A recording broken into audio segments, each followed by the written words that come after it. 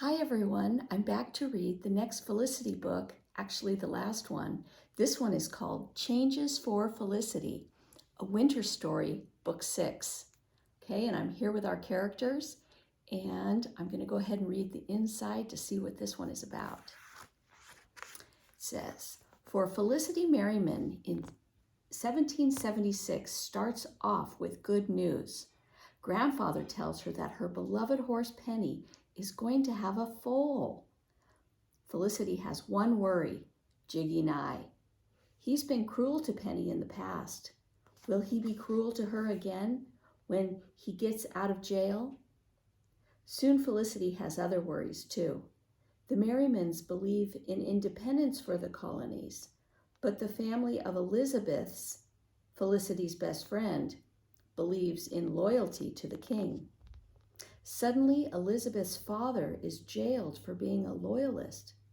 Will the friendship between Felicity and Elizabeth survive the many changes, both happy and sad, that both girls face?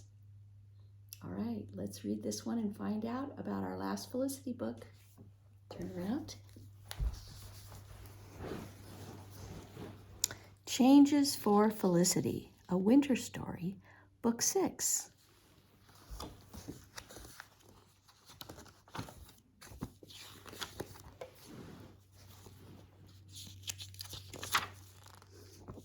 Here are the characters.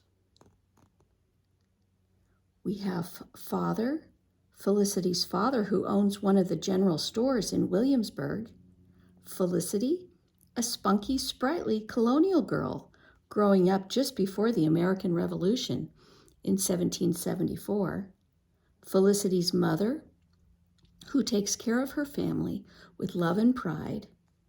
There's Felicity's sweet and sensible sister, Nan, who is 7 years old. And Polly, Felicity's baby sister, the newest member, who was born in December of 1775. And there's William, Felicity's 3-year-old brother, who likes mischief and mud puddles. There's Elizabeth Cole, Felicity's best friend, who faces changes in her family's life with courage and hope. And there's grandfather, Felicity's generous grandfather, who understands what is important. And there's Penny, the spirited, independent horse that Felicity loves. Ben Davidson, a quiet apprentice living with the Merrimans while learning to work in Father's store. And there's Jiggy Nye, Felicity's old enemy who treated Penny cruelly. Okay, chapter 1 is called A Cardinal and a Bluebird. Would you like another tart? Asked Felicity Merriman. It was a bright January afternoon. Felicity and her best friend, Elizabeth Cole, were playing with their dolls in the Merrimans' sunny garden. Yes, thank you, Miss Merriman, said Elizabeth politely. She took 2 of the brown twigs Felicity offered her, one for herself and one for her doll, Charlotte. You do make the most elegantly delicious tarts. That's kind of you to say, Miss Cole, said Felicity with a grin, but I'm afraid these tarts are overdone. She snapped a twig in 2 with a crack. I like crisp tarts, laughed Elizabeth. And so does Charlotte. Upon my word, said a voice. The girls looked up and saw Felicity's grandfather standing at the garden gate fence.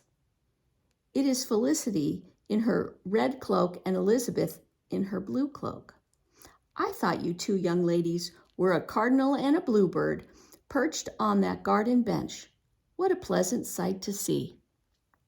Grandfather, called Felicity. She and Elizabeth gathered up their dolls and hurried over to him. Good day, sir, said Elizabeth. She made a little curtsy. Grandfather bowed. Good day, Elizabeth, he said. He nodded at the dolls.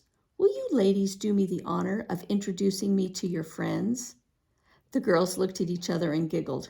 Oh, Grandfather, said Felicity, you remember my doll, Susanna Maria Augusta Eliza Lucy Louise? Oh, yes, indeed, said Grandfather. But somehow I can never remember her name. That is, I can't remember all of her names. My doll's name is Charlotte, said Elizabeth. Charlotte, said Grandfather. Is she named after Queen Charlotte, the wife of King George, ruler of England and of all the colonies? Yes, said Elizabeth. Then this is indeed an honor, said Grandfather. She is loyal to the king. There aren't many of us loyalists left. Some are in jail, some have fled to England, and some have changed their minds and become patriots. She looked at Elizabeth sadly. Your family and I are among the last loyalists. Aye, sir, said Elizabeth. Felicity was quiet. Her father supported the patriots. So did Ben, his apprentice. They didn't think the king should rule the colonies any more.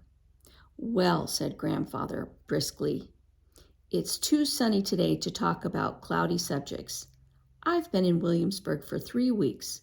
It's been rainy, and I've had a cold ever since I arrived. This is the first day I've been able to be out of doors. Would you ladies like to come with me while I inspect my horse Penny? I must be sure she is being well cared for.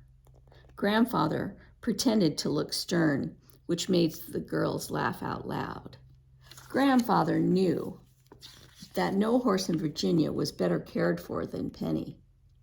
More than a year ago, Felicity had secretly befriended Penny and helped her run away from Jiggy Nye, the cruel man who claimed to own her. Felicity and Penny found each other again in the summer while Felicity was visiting Grandfather's plantation. Grandfather bought Penny and allowed Felicity to bring her beloved horse back to Williamsburg with her. I think you will be pleased with Penny, said Felicity. She led Grandfather and Elizabeth into the stable behind the Merriman's house. It smelled of horses, leather, and straw. She's not skittish anymore, and she's stout and healthy. Felicity handed her doll to Elizabeth. Then she backed Penny out of her stall. Penny stood calmly while Grandfather patted her neck and stroked her sides. Stout indeed, said Grandfather in a pleased voice. Penny is going to have a foal this spring. Oh, gasped Felicity and Elizabeth together. How wonderful, said Felicity. When will the foal be born? I can't be certain, said Grandfather, but I think Penny will be ready to foal in 2 or 3 months. Felicity stroked Penny's neck and asked, Will she be all right, Grandfather? Will it harm her to have a foal? Penny is young and strong, said Grandfather. She should come through the birthing well, as long as there are no unusual problems. Oh, Grandfather, said Felicity, I hope you'll be here in Williamsburg when the foal is born. I won't know what to do when it happens. I shall try to be here, said Grandfather. But your father and Marcus know very well how to help Penny Indeed, they've known for a long time while that Penny is with foal. They wanted me to have the pleasure of telling you. He coughed and cleared his throat. It is too cold in this stable for my old bones. Shall we go inside and tell your mother the news about Penny? Aye, said Felicity. She led Penny into her stall and gave her one last hug. Then she followed Grandfather and Elizabeth to the house, smiling to herself. Penny is going to have a foal, she thought. What a wonderful spring this is going to be. Mother, Nan, and William were sitting by the fire in the parlor. Mother held baby Polly in her arms. Polly was a month old. She was a plump, rosy baby with sky blue eyes and hair as orange as carrots. Nan held the fire screen to protect Polly's face from the heat of the fire, and William was making a jumping jack dance to amuse her. The baby waved her tiny arms and gurgled. Mother, exclaimed Felicity, Penny is going to have a foal in the spring. Grandfather just told us. Isn't it wonderful? Aye, agreed Mrs. Merriman. It's very fine indeed. A foal, said Nan. Oh, Lissy, how lovely. May I ride it? Asked William. May I ride the foal? You'll have to wait for the foal to grow a bit first, William, said Mother. Perhaps you will help Felicity care for it. Aye, said Grandfather. Felicity will have to give it a lot of good care. Felicity has been a wonderful help taking care of her baby sister, said Mother. I'm sure she'll do a fine job with Penny's foal, too. Oh, I love taking care of Polly, said Felicity, and I'll love caring for Penny's foal. I can't wait till it's born. It's such a happy thing to look forward to. Grandfather took baby Polly from Mother's arms. Nothing is happier than a new life starting, he said. He kissed the baby's round cheek. Nothing is sweeter than a baby. Isn't that right, Polly? Polly cooed and Mother smiled. Mother, said Felicity, may Elizabeth and I go to the store and tell Ben? He'll be so pleased to hear about Penny's foal. You may go, said Mrs. Merriman, but remember to put on your pattens. The streets are dreadfully muddy from all the rain we've had. Yes, Mother, said Felicity. She tickled Polly under her soft chin, and then she and Elizabeth left. Felicity's pattens lifted her feet above the mud, but it was hard to run or skip while wearing them. So Felicity and Elizabeth walked as quickly as they could to Mr. Merriman's store. The streets of Williamsburg were crowded these days. Men from all over the colony were coming to Williamsburg to join the army that was forming to fight against the king's soldiers. Mr. Merriman's store was full of customers. Many of the men wore dark fringe hunting shirts that were the uniform of Virginia soldiers. The store smelled of spices and soap and wood smoke.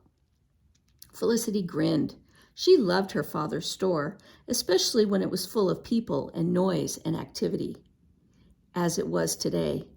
Sometimes lately, when the store was very busy, Mr. Merriman let Felicity work there. She always felt proud and very grown up when she stood behind the counter. Maybe I can help out today, she thought. Elizabeth tugged at her sleeve and pointed toward the back of the store. There's Ben, she said.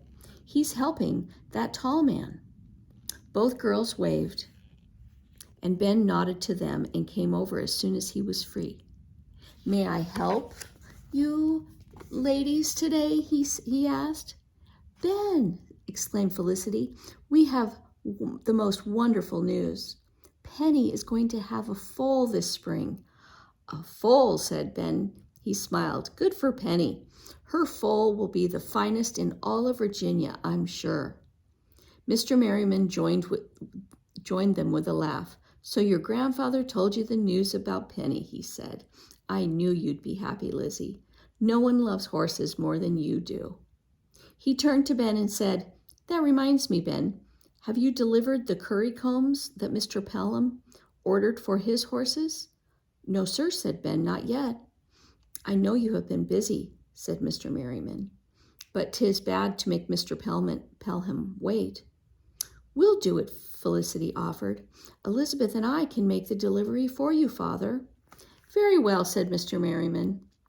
I might have known that you would volunteer when you heard there were horses involved. He handed Felicity a bundle wrapped in paper. Mr. Pelham will pay you. Bring the money back to me. Just then someone called for Mr. Merriman. Ben and I had better go back to work, he said. Thank you for your help, girls. Okay, and that is the end of chapter 1 of Changes for Felicity. And next time we will read the next book.